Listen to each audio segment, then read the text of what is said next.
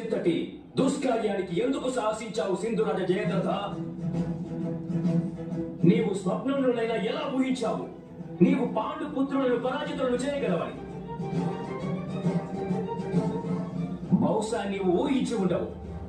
పాంచాలిని స్పృశించిన వారెవరైనా సరే వారిని దండించేందుకు అర్జునుడు ఇలా వస్తాడని. చూడు, వచ్చేశాను నేను. ఎక్కడైతే అర్జునుడు అడ్డుగోడగా నిలిచి ఉంటాడో అటు నుంచి స్వయంగా ఆ వాయుదేవుడు కూడా మీరు వెళ్ళలేడు. నీవు కేవలం మానవ మాత్రుడివి.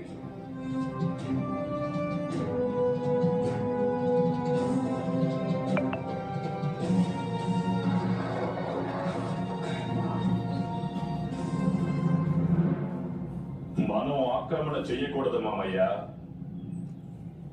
కానీ మా బావగారి రక్షణ కోసం వెళ్ళవచ్చు కదా. దాడి చెయ్యండి.